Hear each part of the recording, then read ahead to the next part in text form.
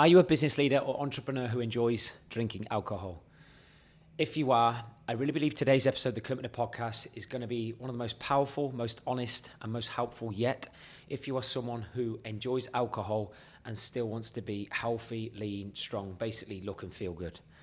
And you may be someone who is currently drinking alcohol, but you want a little bit more control with the alcohol. So I'm going to go through some practical tips today. If you are someone who just knows that you want to keep alcohol as a part of your life and you want to know how you can factor that into your personal, professional, and social lifestyle. But I'm also going to present to you some very thought-provoking questions on how perhaps you can control your mindset even better and handle your alcohol better if you are someone that deep down knows in your heart you want to drink a little bit less or have more control with your alcohol management. And in truth, I could probably talk for hours on this subject, and I will probably do more episodes revolving around alcohol because I've had massive struggles with this, and I don't want to make this episode about me because ultimately this is about providing value to you. But ultimately, for me to provide value to you, so much of the value I can provide now about to do with food, training, movement, alcohol, etc., comes from my experience on what I've done well in the past, what I'm doing well now, or maybe what I haven't done so well in the past. Okay, but I've had massive struggles with alcohol. I really have, and this is why I feel so passionate about this subject, because I've been someone that has, and I may have touched on this in previous episodes, but I've been someone who has drank every single week, still managed to be shredded, but it was completely destructive the way I was sort of handling my alcohol, my food, and completely destructive how I was training around trying to factor in alcohol and food. All right. And I've also been someone now, currently, this is how I live, where I still drink from time to time. You know, I still get pissed drunk from time to time, special occasions. But the difference is now I have total control of when I do or don't drink alcohol. And that for me is the ultimate power. Because I really believe on this earth right now, so many people are drinking alcohol to excess and with high frequency when deep down they don't want to. I genuinely think a lot of people who are drinking to excess and frequently are trying to escape something and are not quite as happy within themselves and about their life as what they want to be. And right, and there's no judgment on that at all, because I've been someone who has truly understands now why I was drinking to excess and with the frequency, my previous years, because I wasn't happy with myself, what I did professionally, in my relationships, and there are so many different reasons that can cause drinking to excess. Okay, so the reason I've got some specific tips and questions today, even with my notes with this episode, is I just want to protect time as much as possible, because as I said at the start of this, I really could talk about this subject for hours, because I've had my demons with alcohol. I've worked with many clients who've had demons with alcohol. So I've got my notes, and as I said, I'll probably do many more episodes on alcohol, but the title of today's session is, can you drink alcohol and still get lean? All right, the answer is yes, right? You can. Ultimately, it's a calorie. There are 7 calories per gram of alcohol, right? But the truth is this: if you are someone who wants to get lean and drink alcohol, right, you have to accept, right, that you're going to make slower progress. It's going to be a lot harder to build a great body and progress as fast as you like if you're someone who drinks frequently. And everyone has a different perception, I feel, of what is a lot of alcohol and what is a lot of frequency within your week of drinking, for example. There might be some people who think that drinking 2-3 nights a week is a lot. There might be someone who drinks maybe, twice a month is a lot. It's all perception-led. Everyone has their own expectation and their own opinion on what is too much and what is too little, what is okay and what is not okay. Okay, and there are so many reasons for this. How you've been brought up, what your parents did, the people you surround yourself with. What is the normal to you is going to be based on these type of things. All right. But yeah, you can. I've drank alcohol in some capacity every single year for, since the age of 16, 17, even when I was at Coventry City. I was still drinking, I'll probably say 2 to 3 Saturdays after a game, you know, you worked hard, you trained hard all week. Me and the lads I played football with, we'd go out on a Saturday, we'd have a drink. You know, because you felt like you've earned it, you need to let some steam off, and then you'd rest on a Sunday, and you're back to business, you know, with your training. And that was very much part of the culture at that time, especially when I was at Coventry City. So, you know, I've drank pretty much from the age of 16, 17. And looking back, you know, if I didn't drink, would that have helped me possibly make it as a footballer? Absolutely. You know, because I do think in professional sport, drinking has, you know, become a lot less frequent, especially with the introduction of foreign players, etc. But yeah, I've drank pretty much every year from 16, 17, and I'm 39 now, 40 next year, all right? So, and I've still been in shape. I've still been healthy, fit, lean, strong every single year, all right? But there's been a massive difference the last sort of 3-4 years when I've had more control with that. You know, and the benefits of drinking less alcohol for me go far beyond helping you look good, all right? But what I do want to say is, you know, in response to the question of this episode is, can you drink alcohol and still get lean, right? One thing that I want to be fully transparent with, right, is yes, you can, but I would say any single person I know, right, and this is including myself, who is in phenomenal shape, right, because I don't know exactly where you are right now in your health and fitness, or exactly how you feel about your body right now in terms of like ideal body fat, ideal body weight. You know, you might be at 80% to where you want to be. You might be at 60% to where you want to be. All right. You know, but I would say any single person I know who is in phenomenal shape year to year, who has a great body. I'm on about lean, fit, strong, maybe the similar physique to myself, and there's no ego attached to that. You know, it's just I pride myself on looking a certain way for so many years. But any single person I know in great shape, right, to actually create that great body in the first place, they would have had periods of a minimum of 3 months, in my opinion, where they have drank minimal or zero alcohol to actually make a big dent in pursuit of that great body in the first place, all right? And look, you don't have to do that to get a great body. A lot of our clients who come to me to work with me and Built to Last in the team, you know, they might not have 2 to 3 months periods off alcohol, you know, to start with. That's okay, but we just manage their expectations. Go, yes, you can drink alcohol, but it will, you know, slow the process down perhaps of where you want to be, which is fine. A lot of our clients prefer doing it more sustainably over a slower period, right? Especially if they drink alcohol, all right? But from my experience, anyone with a great body has had periods just to actually create that world-class physique in the first place where they haven't drank alcohol, where their food has been even more on point, their training, their energy, their movement, right?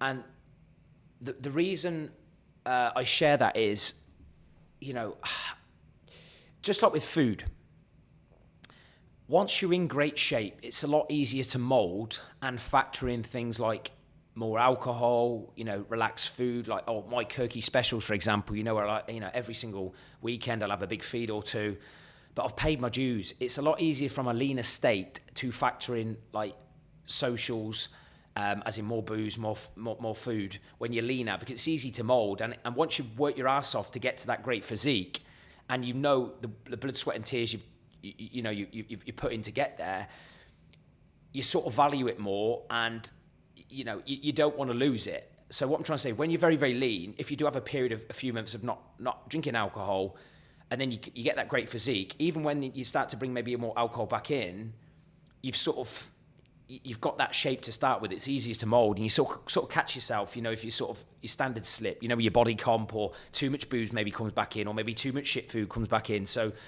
and I know that any great physique, like I've trained with world champion bodybuilders, I've trained with great athletes, you know, a lot of them would have had periods where they've not had alcohol.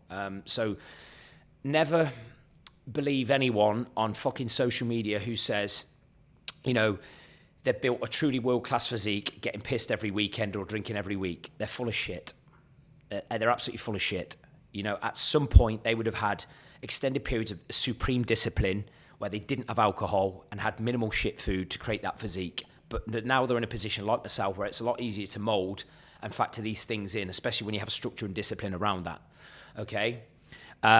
So I suppose the short answer of that long-winded explanation, but I just want to be fully transparent in my explanation of that, is if you're someone who, if you are starting your fitness journey right now, or maybe you just want to go to that next level of your fitness journey right now, if you're someone that doesn't want to give up alcohol, that's cool, but just accept that it is going to slightly slow down your progress, right? Because there are no nutritional benefits, in my opinion, to alcohol. Even though, there are 7 calories per gram, and generally speaking, like alcohol is carbs, it's not like you're getting any performance benefits from the carbs coming from alcohol. They're empty calories. Whereas, say, for example, even if you overeat a little bit or you eat more carbs, at least you can utilize that for optimizing performance. You might be able to lift more, you have more energy to move more, etc. But alcohol has, zero benefits to performance, in my opinion, all right, as a solid food. But yeah, if you are trying to make accelerated progress with your body, cut alcohol out for a short period minimum, and just watch how much more you progress, okay? So I'm going to share some practical tips. So if you are someone listening to this, it goes like long term, you just know you are someone who wants to factor in alcohol into your health fitness regime, all right? Because ultimately, it's going to come down to calories. There's still a calorie, and I think a lot of people forget that booze is a fucking calorie. And ultimately, for you to look a certain way, as I've said in previous podcasts, it's your training, your movement out versus your energy in, your food quality, your food quantity. But people sometimes forget that even I've spoken about food quality and food quantity, alcohol is still an input of calories that you need to factor into your overall calories, your average calories, especially when you're trying to drop body fat. And a lot of people forget that, all right? So before I share some tips, I've got some questions that I want to be a little bit thought-provoking at, and I wish someone would have asked me these questions when I was struggling a little bit with alcohol. So this is a little bit back to front, how I normally do this podcast. I normally shoot the questions at the end. I have one question at the end to leave you with, but these questions I want to ask you before I share some tips, right? Because from my experience, sometimes when I've sort of positively challenged a client on these things, they don't know the answer. Like sometimes people, for me, they're just in the hamster wheel of life. They're bouncing from week to week to week to week to week. They're drinking regularly, but a lot of the time it's just habit, and they don't understand why they're actually drinking. Because I think you can drink from a proactive state and total control of you making that decision, or you can drink from a reactive state, still drinking the same amount as someone who maybe is having that as a proactive decision, but I know which one's going to make you feel worse. When you are drinking from a reactive place and as a stress coping mechanism, that drink doesn't taste as nice as when you are in total control, you've factored it into your week, and you're drinking it because you've chosen the choice to do it, and you're enjoying it as part of something social, a celebration, etc., as opposed to just doing it as part of habit. And I think when people are bouncing from week to week, especially business owners in major cities that I've worked with, they're just doing it out of habit, peer pressure. So these questions I think will help. Number one, why do you drink? If you're someone who drinks, why do you actually drink? Why do you actually drink? So maybe think in the last calendar year or longer, why do you actually drink? Do you drink because you enjoy it, the taste of it? Do you drink because it gives you more confidence? Do you drink maybe because your partner drinks? Do you drink because your friends drink? Do you drink because after a long week at work you're stressed and that is your stress coping tool? Why do you drink? I think the first port of call before we go into tips about factoring in alcohol into our lifestyle management is, why do we actually drink? And are we drinking because it is, something we genuinely want to do, or are we doing it just because that's what we've done and that's what the people around us do? All right, but why do you actually drink? Because ultimately, everything we do, as I've said many, many times before, everything we do in life, whether it's to make more money, grow a career, have a partner, have sex, you go on nice trips, is chasing a feeling. Generally, we're doing something to make us feel good, to get pleasure from it in some way, right? So why do you drink? Is it to make you feel good, or is it because you're patting something else down? So that is the first question you need to ask. Why do you actually drink? And if you are someone, maybe like myself now, if I was to ask myself that question of like, why do I drink, right? And it's far less frequent, by the way, than when I did years ago. I mean, I was brutal. I was drinking every single week, and worse, as I've said in previous podcasts. But it was pain. It was destructive led, you know. But now I drink because I want to maybe enjoy a certain experience more, or just let loose, relax. But I do it from a place of control, okay? And that would have been a completely different answer to many years ago, right? Because when you answer that question, why do you drink? If that creates a negative feeling when you answer that question, I challenge you to maybe look at, do we need to reduce it a little bit, or look at our peer group that's actually influencing why we're drinking, okay? Number 2, how often do you drink? When, where, and who with? So right now, in your week-to-week lifestyle, monthly schedule, how often do you drink? When do you drink? Where and who with? And when you answer that question, is it something that you want to continue doing? Right? Is it something you want to continue doing? Are you doing it out of habit, or because you have carefully factored that into your week with the people you love, and you love spending time with, having fun, etc., from a place of control? Or is it the opposite? I suppose that leads me on to number 3. Like the third question is, are you in total control of your decision to drink? Are you in total control of your decision to drink? This, for me, is one of the most powerful questions that we need to get total certainty with. Are you in control of your decision to drink? It's similar to food, right? You will enjoy that behavior of drinking or eating that food if you've made the conscious decision that you are going to do it because you want to do it. You're going to create enjoyment and happiness from doing that thing, rather than you doing it from a reactive behavior pattern, stress, anxiousness, you're pissed off, you're overwhelmed, tired. There's a completely different feeling when you have control of that decision, or it's from a lack of control and reactive behavior. Basically, emotional inconsistency. All right? But are you in total control of your decision to drink, or are you just doing it because you're being influenced by a feeling or the people you surround yourself with? All right? Number 4 is, do you feel good or guilty the next day when you drink?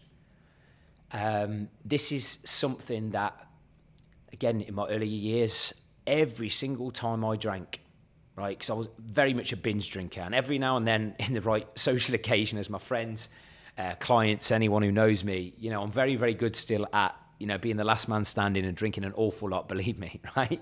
Especially very obsessive character. A lot of my clients are very the same, especially at our events inside Built to Last. Fuck me, we're very good at getting after it, right? And often I'm the ringleader with that. So I'm the little peer pressure, little baddie on that evening. But my clients have worked hard up to that point, and we usually have a workout or two during the day, okay? But do you feel good or guilty the next day?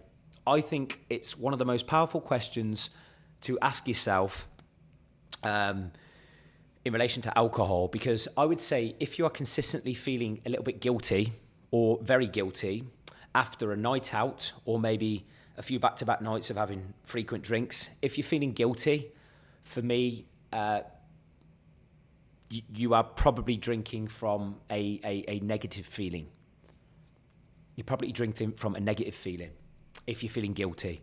For me, it's a sign you've lost control and you're drinking more than you want to and more frequently than you want to, all right? Whereas if you are having a drink at a social occasion or just catching up with friends, whatever it may be, or a business meeting, and you still feel great the next day, then for me, you're probably drinking from a different place and a different level of emotional control, all right? But if you're guilty, for me, it's a sign that you're drinking too much, you're surrounding yourself with the wrong people, or you're doing something deep down you don't want to do, okay?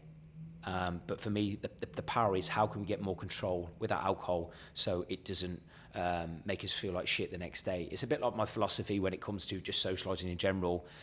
Enjoy yourself socially, but never at the expense of how you want to look physically or feel emotionally, all right? And that question will help you, identify that on a deeper level when it comes to booze. Last question before I go into the tips is, Would you like to drink alcohol less than what you currently do? Would you like to drink alcohol less than you currently do? It's a yes or no question, right? Be really, really honest with yourself, right? And I've spoken about personal responsibility before. If you are not truly where you want to be, physically, energy is not where it wants to be, your internal confidence with how you feel isn't quite where it wants to be, you know you could feel mentally sharper, you know you could look physically better, you just want to carry yourself in a more empowering way, right? Would you like to drink less what you currently do? Yes or no? If the answer is no, no problem. I say there's no judgment. We've created this podcast, and if you've got your shit together, no problem. And you're drinking, however small or big, and that's exactly what you want to do. Cool. You've probably got control. You've probably got structure in your life. You're probably happy with how you look and feel. But if you're not, and alcohol is holding you back in some way, or the amount you drink is holding you back in some way, what are you actually willing to do to drink less?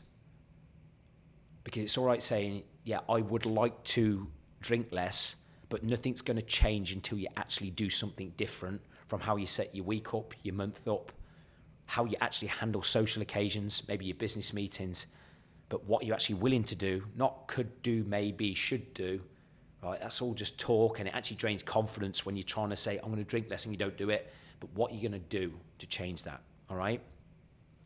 So yeah, I just wanted to sort of share those questions because I think we need to, before we go into tips of like how can we factor in alcohol, let's get clear on how much we actually want to drink or not, and whether or not we're making the conscious decision to drink or not. Because the greatest power in life, in my opinion, is being in control of your decisions, your thoughts, your feelings, your emotions as much as possible. Of course, you know, we all have bad days. I get pissed off, stressed and all this stuff. But for me, the more days, the more weeks, the more months you can operate in total control of your decisions, whether it's to do with your food, your drink, your movement, your relationships, your business, that's where real growth happens. And that's where, you'll experience more positive emotions and happiness for sure. All right. But, right, if you are someone who likes to drink, right, however small or big, here are some tips to still help you with your progress, okay? And these are the type of things we share with our clients, right? Because if it's something that is part of your life, part of your social calendar, it's something you like to do to relax, right? Enjoy good times, and especially when you've worked hard, you've trained hard, right? These are some practical tips and also beneath the surface, because I think there's so much generic bullshit out there when it comes to alcohol. And before I go into the tips, one particular time in my life where I really struggled with alcohol, and even though I was in shape, and this is where some of the tips I'm going to go through today might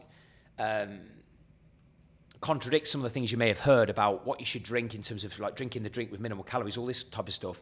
I just want to share with you, when I won a men's health competition in 2010, I remember winning that competition, and obviously I won that competition on the back of having years of pain, hating what I did professionally as a plumber, right?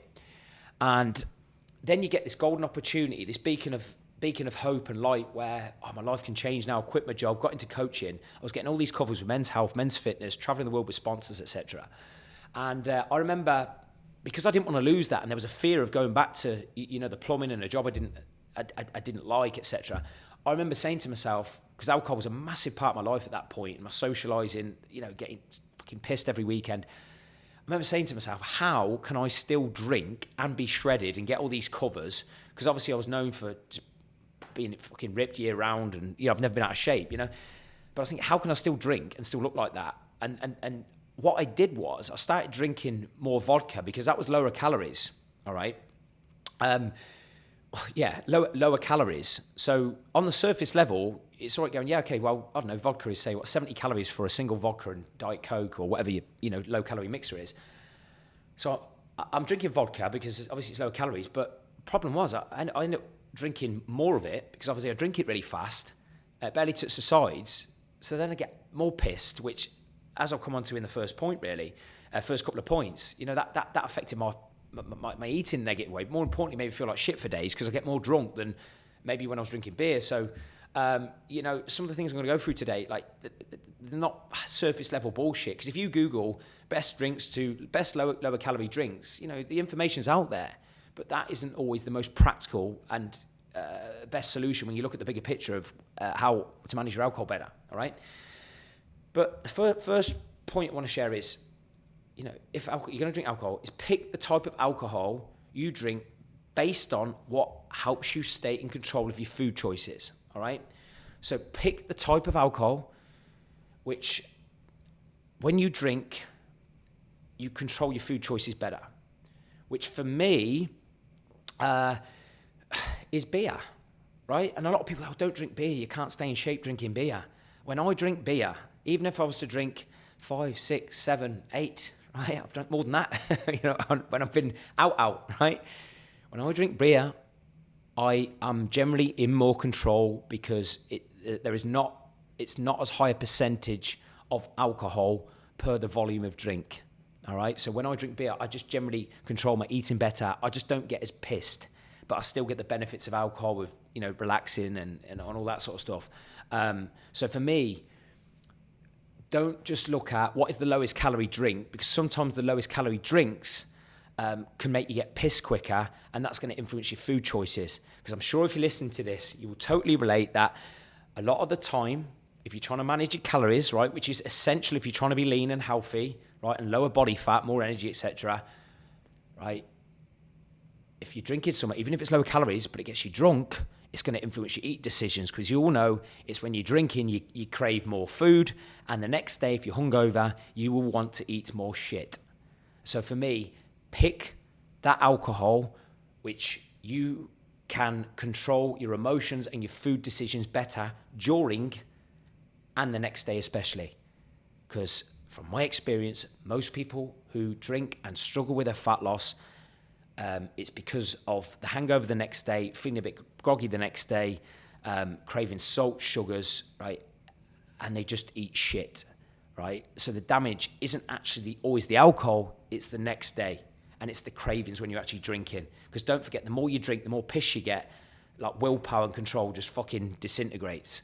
So pick that alcohol where you can pick that alcohol where you can maintain more control with your state and your decisions, especially when it comes to food, during and the next day. All right? Number 2, I suppose this sort of follows on with this. If you know you've got a big night, or you've just simply had a few drinks and you just know habitually that you tend to crave a bit more food the next day, you need to forward think and pre-plan the food you'll pick the next day and the people and the places you're going to be with the next day, right? And this is how we magnify things in Built to Last, right? Because I've said before, we all have people and places which influence our eating decisions, right, for the worse. And we also have people in our life that maybe influence our eating decisions for the better, all right? Generally, if you surround yourself with healthier people, you're probably going to make better choices. If you surround yourself with people who are unhealthy, you're going to make poorer choices.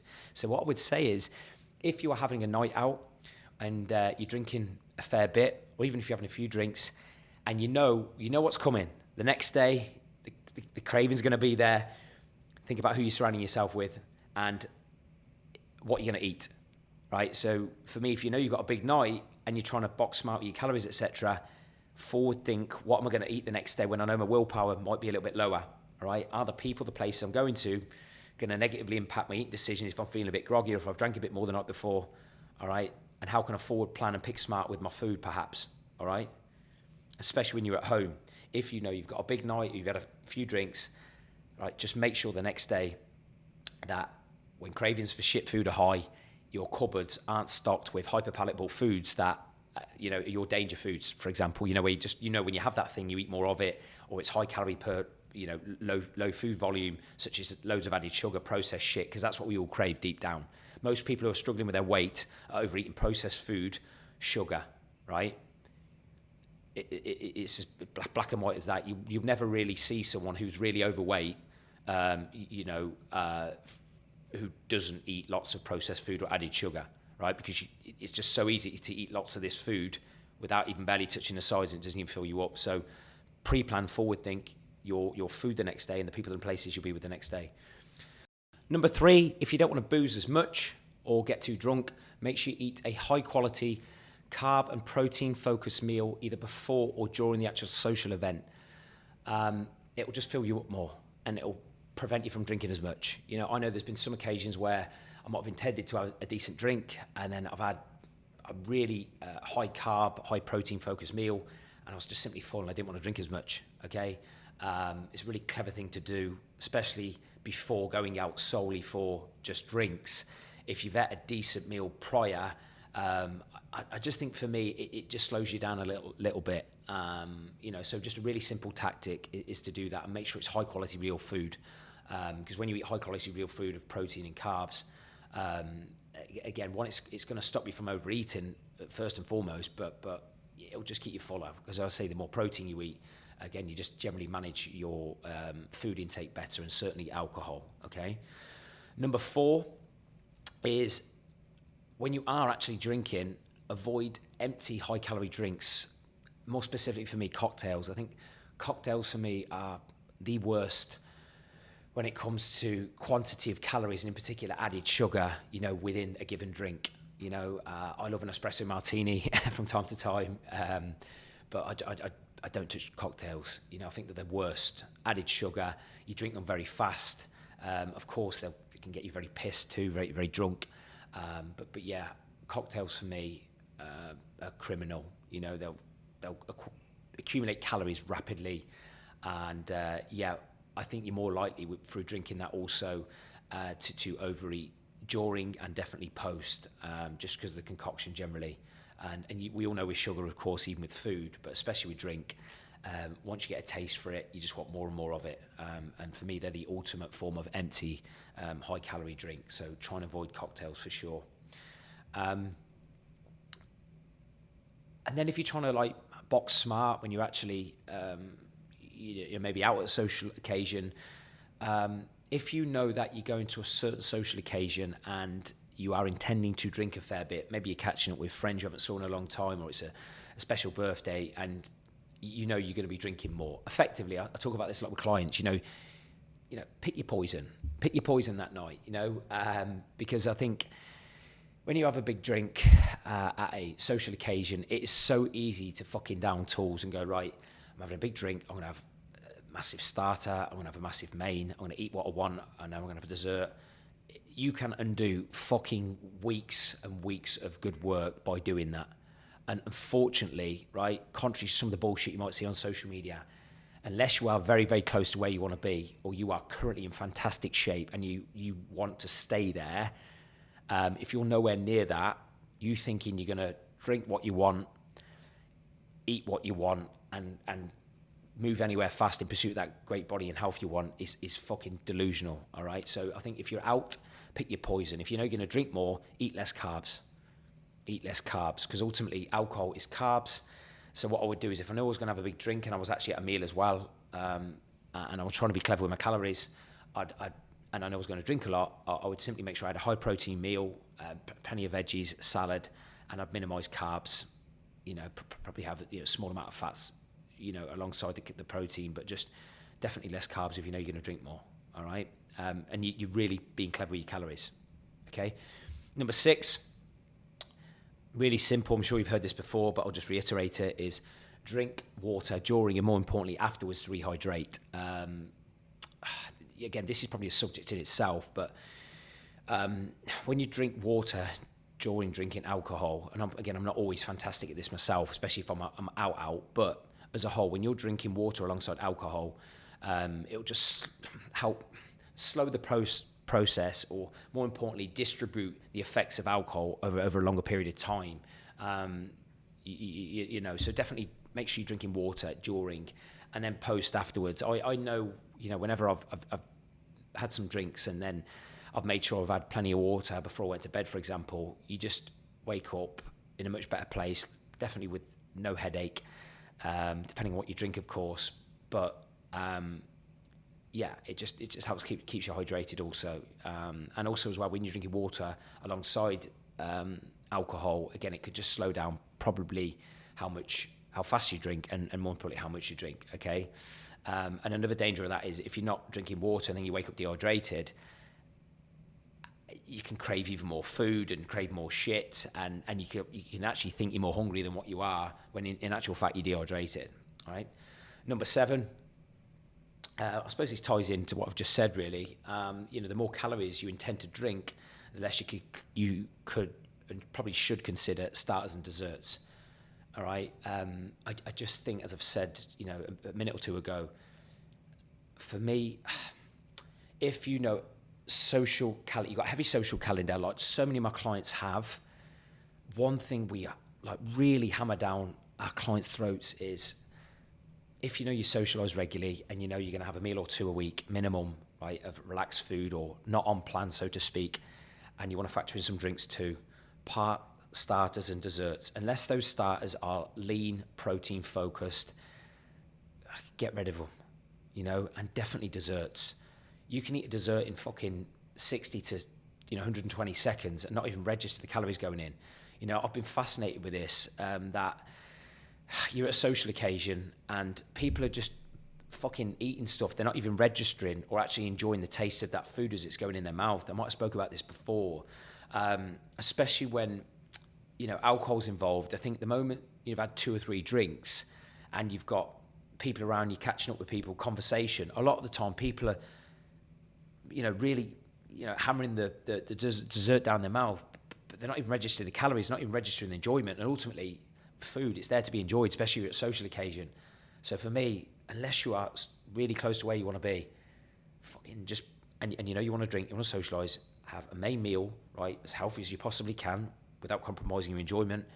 Have your drinks, park starters and desserts, unless it's a lean protein focused starter. Last 3 now, this one's quite blunt. If you're someone who wants to drink alcohol and get lean, make sure you fucking earn it, right? Make sure your training, your movement, the quality and quantity of your calorie management before any social occasion where you're going to be drinking a few drinks or a lot of drinks, you fucking earn it. It's as simple as that. Because your body composition, week to week, does not lie. If you are someone who socialises regularly, right, with your family, your partner, your friends, business colleagues, and you don't look like you want to, and you are wondering why, right? Even if you train or you think you're eating healthy, you probably don't train as hard as what you think you do or could do. You probably don't move as regularly or as frequently as what maybe you should be doing. And you probably don't eat as healthy or manipulate your calories smart enough pre and post social event, because your body doesn't lie. Over a period of months, your body weight, shape, okay, and how you feel about your body does not lie when you look in the mirror, all right? It's going to be down to your inputs, all right? And I know for me, if I have a big social occasion coming up, like I recently had my birthday, I knew it was one of those weekends of the year, similar to when you have a wedding, for example, where you're eating a lot of rich food and more drinks. If I have that coming up, I make sure I earn it. My food, my training, my hydration, my sleep is on point pre and post, because I want to feel good at that social occasion, with my birthday, whatever it may be. Ultimately, and I'll fucking challenge anyone on this. Every single person, given the choice, wants to feel fantastic in their clothes, right, when they're out socially. The drink tastes nicer when you feel good about yourself and your body, right? You show up with more confidence, right? You show up as the best version of you. You're not going to do that if you haven't earned your crust and earned your stripes, at these social occasions. Trust me, the food, the booze tastes sweeter when you're in fantastic shape. Number 9. Now I sort of cover these a little bit in some of the other points, but more specifically, right, if your goal is to get lean, which is the title of this episode, and I'm sure if you follow me, one of your goals is to be leaner than what you currently are, you must include alcohol in your weekly calories total and manipulate your calories according to your goal. It's fucking calories, I've said. The one, I say positive with drinking alcohol, generally speaking, when you're having drinks, you're generally moving around more. You're obviously probably burning more calories while you're actually doing that behavior of drinking, but ultimately it's still calories.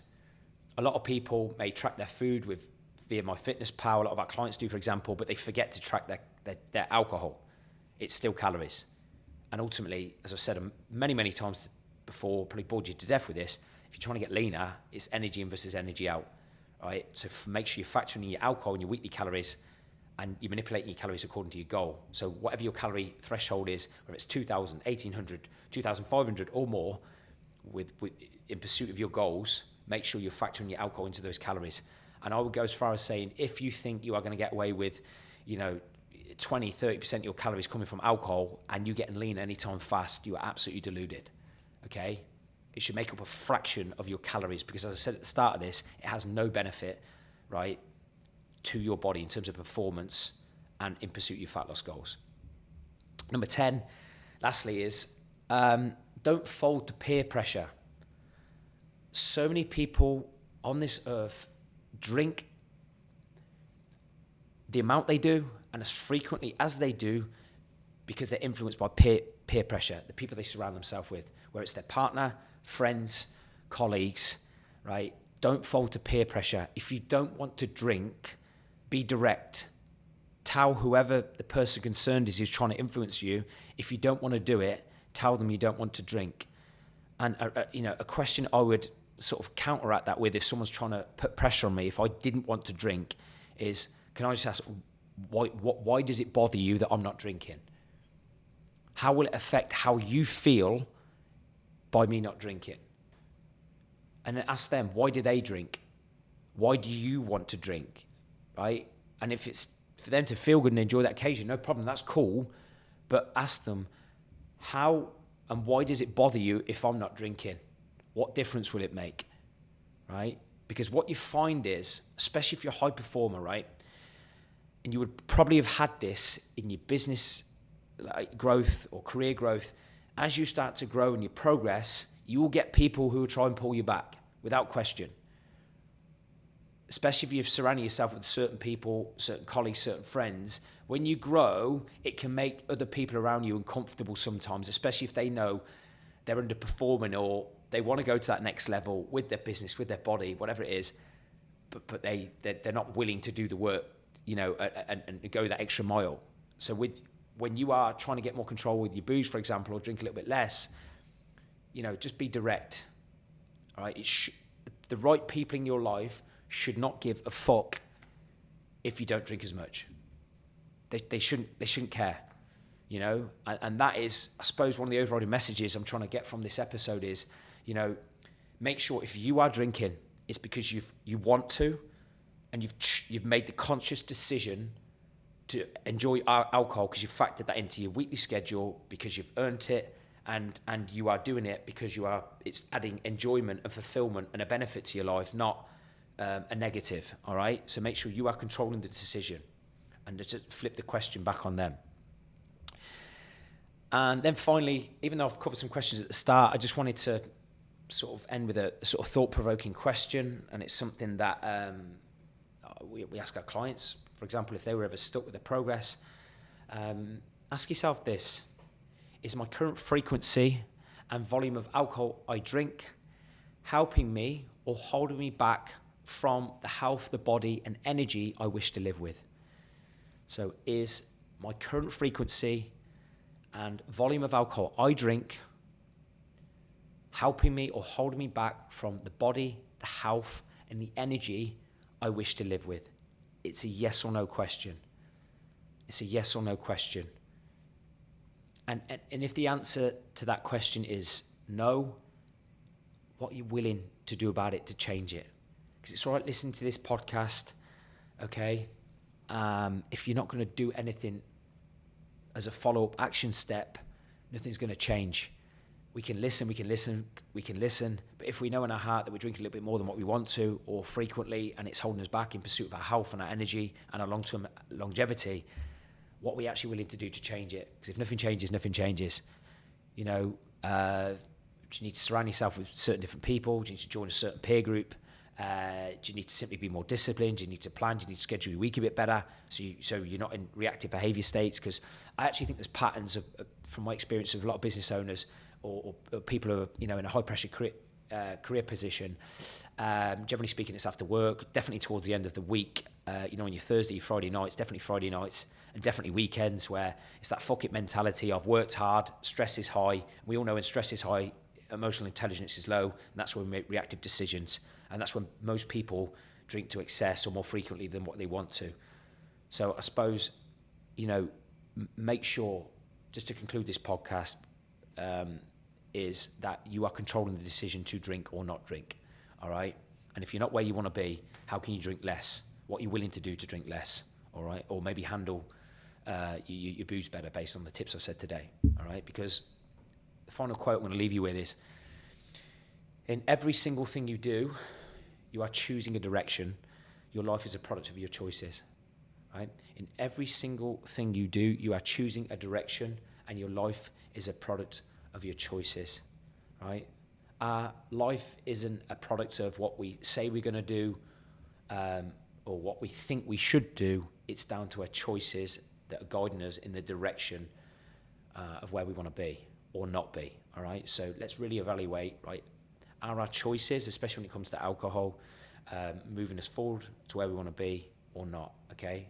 But it's our responsibility to change that, okay? And again, there's no judgment on anything I've said today, and I definitely will do some more episodes on this because I've been someone who's been shredded and lacked emotional control, drank way too much, and was doing it purely out of habit, environment, and just because I wasn't happy in certain areas of my life.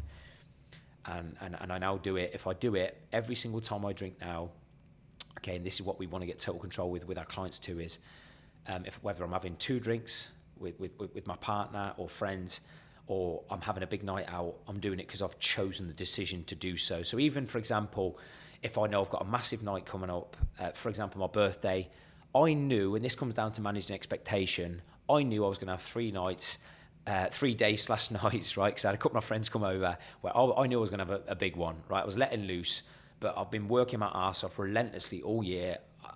I'm in fantastic shape. I'm disciplined. I look after my health, okay? Right, I'm in a good spot. I pay my dues. I knew I was going to, get very, very drunk, pretty much 3 days on the bounce, which I rarely do now. That might happen a couple of times a year, right?